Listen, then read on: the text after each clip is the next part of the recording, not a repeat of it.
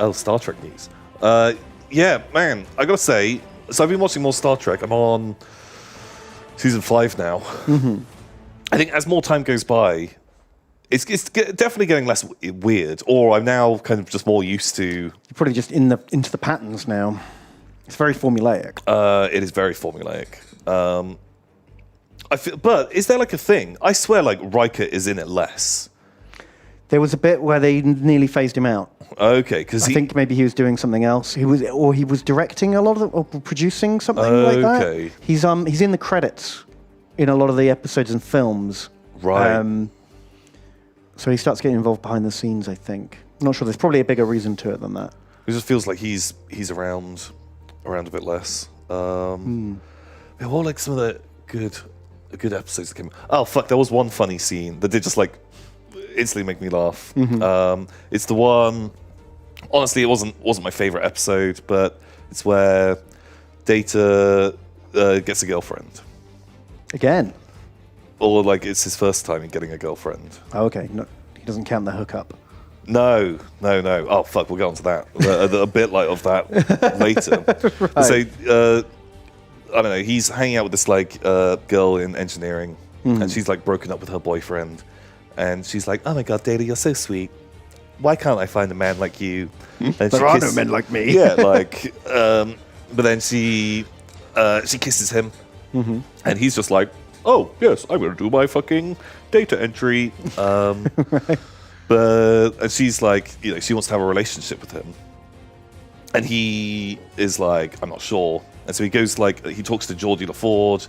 Oh yeah, the fucking relationship guru. But like, he talks to Geordie, and Geordie's just like, "Hey man, I don't know. I'm the worst person to talk to about this." Okay, good, because he is. Ask someone else. And then he goes and talks to Worf, and Worf's like, "Klingons do not have relationships; they conquer. But in turn, I don't have a lot of experience. Ask someone else." Right. Like I cover up my insecurity with bravado. Yeah. Then Sure. he chats with like Deanna Troi, and Deanna Troi's like, you got to be careful, like, because you can't just treat this as an experiment, because like this is like a person, you might hurt their feelings. And then it just like cuts to like him talking like just to Riker, and Riker being like, "Yeah, man, go for it. Like she's hot, she's really pretty, she's got a great body." And Riker's just sat there going, "I'll tap that." yeah, he's just like, "What? Someone will fuck?" Yes, you instantly say yes. Whereas like everyone else was like pretty, I'm not so sure. pretty. That is very on brand. Cagey. And did Riker just go, "Stop doing your data entry and do your data entry"? Fucking hell. So yeah, it was. But then after that, the rest of the episode was just as you fucking expect. Right. How did it end up? Turns out, I hope we can be friends. like the girl doesn't like him anymore because like everything is fake. Although he's like mechanically doing all the good boyfriend things, Right. he still like just gets it wrong, and isn't like in love with her. And he's just like, "Okay, beep boop boop." But it ends with him Fair like enough. petting his cat and hanging out with the cat instead. So he does have emotion, I guess. Maybe. Has he found his emotion chip yet?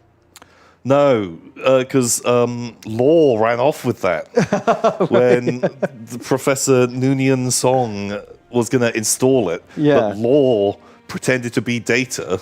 Right. Which I feel like if you have built two robots, one a robot of good, one a pure evil fuckbot, I'd like at least put like a little fucking marking inside its head. Give them different coloured eyes or Put something. a fucking mustache on one. Yeah. I mean, I get you've got the fuckbot mold. Yeah. You don't want to have to resculpt. But like Whatever. some way that you can just at a glance tell the difference between super evil bot and super good bot. Because all super evil bot had to do was just put on Data's clothes. And Noonien Song's like, okay, come on down. And stop himself from doing an evil grin every now and again. Yeah, just don't evil grin every time he says something that's clearly fucking evil. That's the last we've seen of his Okay, that does come back again at some point. Emotion chip. So something that just fucking came back out of the blue. And when it first happened, I was like, what the fuck? So it was the end of season 4. It's when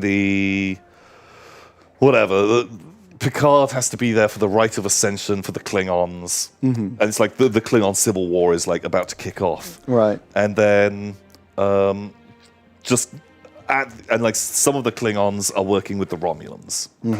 And there's like the Romulan commander who's got like their back. And then just at the very end of the episode, they're like, yes, humans do have the habit of turning up in the weirdest places. And they turn around, and it's fucking Tasha Yar, but Romulan Tasha Yar. Right, with the bowl cut. Yeah. I was just like, what? What the fuck? Like, what is this? Absolutely. Yeah, I wondered she was going to turn up inexplicably a few more times. And I was so confused. I was like, oh. But then they kind of explain it, and I then got a bit more on board because there was the alternate timeline where she had got sent back to the Enterprise C to defend the Klingon outpost, and apparently Tasha Yar had got captured and then like hooked up with a Romulan and then had a child. But like also this fucking kid looks exactly like her. Exactly like her. Is also meant to be like 23, and his heart is in charge of like one of the biggest Romulan fleets? Yeah. Question mark. Like that is weird. And like all the old like Romulan generals are just. No, wouldn't the kid be a lot older than that? Because wasn't that time warp? I watched this like 2 days ago. I thought that time warp was like 60 years ago or something. No, it was like 23, 24 at most. I'll take your word for it. But yeah, so that was a wild one. Sure. And man, like the Klingons are so fucking loosey-goosey with when honor comes into play or doesn't come into play. Yeah, they do all sorts of things that I'm like, that doesn't seem very honorable. Like at all. They just happily like let it come and go. And like there's a bit in that episode where there's like just showing all the Klingons in like this Klingon bar, and they're all arguing and fighting because that's what Klingons just do.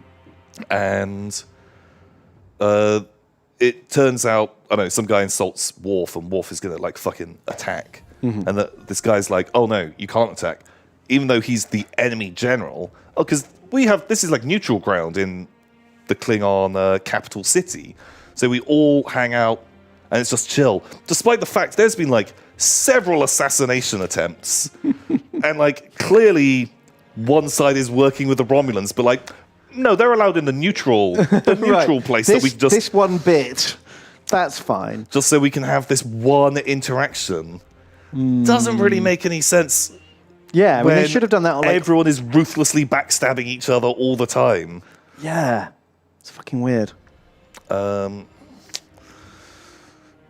I feel like if you were like a spy trying to like infiltrate and fuck up the Klingon Empire, if you were like a Romulan operative, it feels like it'd be real easy to do some serious shit. Yeah. Like I don't think they're very good at like counter-espionage. No. You could really fuck them over with their own like honor code pretty easily. Yeah, for sure. You could easily orchestrate two of the most important people to end up like having a blood feud. Instantly, yeah, without even trying. Well, but then they just like switch off the honor thing of like, no, that actually wouldn't be honorable to have this blood feud. So we're not going to do that because actually that'd be a problem. So yeah, but they're not that. They don't think that far ahead. No. Some of them are pretty hot-headed. A lot of them. You could rile up the right one, for sure. Yeah, I don't know. Just I do like the Klingons a lot.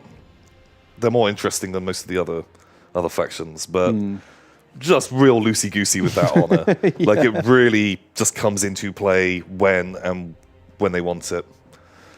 Gowron. Gowron's got those fucking crazy eyes. He really does. I really like Gowron's crazy eyes. Oh, Can you show a yeah, picture of his Gowron? eyes. I think he loses one of his eyes. Oh no, not Gowron. So the other eye has to be double as crazy to make up for it. He genuinely seems like a psychopath, doesn't he? Like, he's fucking bananas. Just.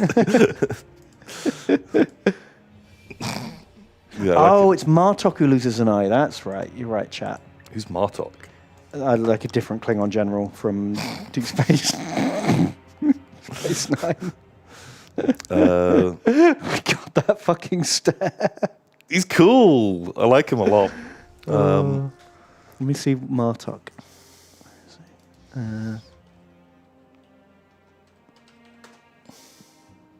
Yeah, he's way more chill. I merged them in my mind. Okay. He's like, I don't know. He's like the guy who takes over the Klingon Empire when they're literally about to lose a war, and he like pulls it back. He's a bit of like a Churchill Okay. kind of type. He's a cool guy. Less fucking sketchy than this guy. Yeah. But I like him. He's a cool boy. But yeah, I can't think of any other like super fucking weird episodes. Oh god, there was the fucking Q episode. And I was like, because I really like Q now. But Yeah. Which one was it? it was the Robin Hood episode where they just fucking do Robin Hood. I am not a merry man. Yeah, that's a funny bit. And Worf just getting up and smashing Geordie LaForge's loot. Because Geordie's there just like playing this loot, and Worf just picks it up and smashes it. He's sick of this shit too. That's how I would feel if I was stuck in a holodeck episode, to be honest. Yeah, just like, fuck you. Fuck this. Oh yeah, that's the bit. Oh, is that not a GIF that will Oh, play? it said it was a GIF. Can we click on it? Can we make it GIF? Oh, there, play. Bang. Yeah, Worf is not living his best life as a merry man. Yeah, this wasn't a great Q episode. There are still some good ones coming up. Also, like, he just gets his ass fucking kicked by, Everyone. like, but there's like just some like dude with a sword who just beats the shit out of Worf. Like, I guess the holodeck can make people as strong as they need to be. yeah. It can be just like scaling difficulty. Well, you know? it was all meant to be like based on the characters of Robin Hood, and like this just like random like Lord. I feel like Worf should have been able to beat him. Yeah, but- if you were like GMing that roleplay session, yeah, the main computer is not a good GM. No. That's been established many times.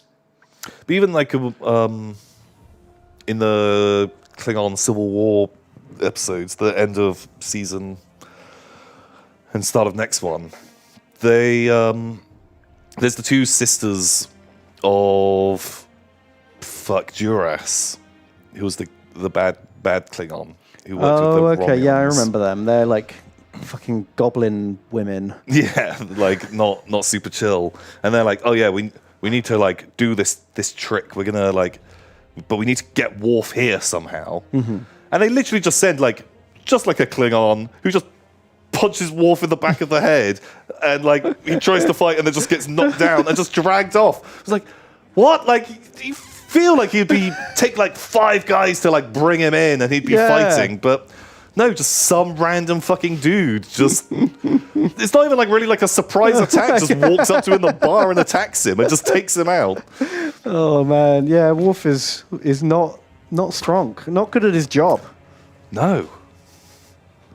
He's the worst of both worlds, right? Because he's not like strong or good at security or tactical, but he's also super hot-headed and ready to like fire at the slightest provocation.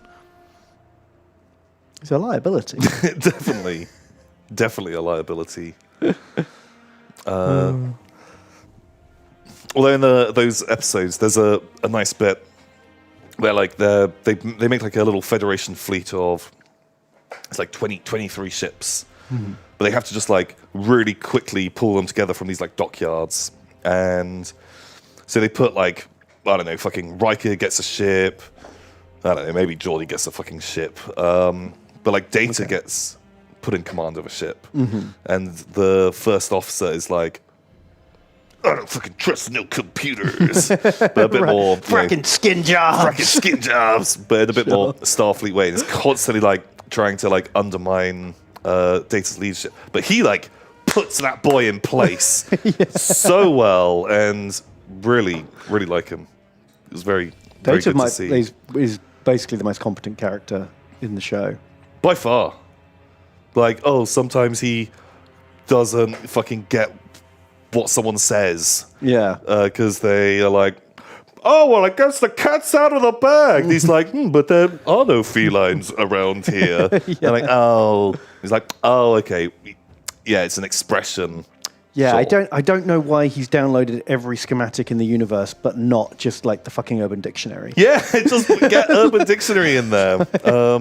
Although, do you really want your... I don't think I want him to know what the Urban Dictionary is. the fuckbot with the strength of 10 men to suddenly know about all of those insane sex acts that are listed on the Urban Dictionary. Yeah, which I'm sure half of them aren't even real. But he'll fucking have that data plugged into his head, and all it takes is like law coming along and like, let's remove his inhibition chip. And he's going around Cleveland steamering people just all over the decks. Like, This is what people do. This one had 10,000 upvotes. yeah, just not the one. Not the vibe. Nice. Pow.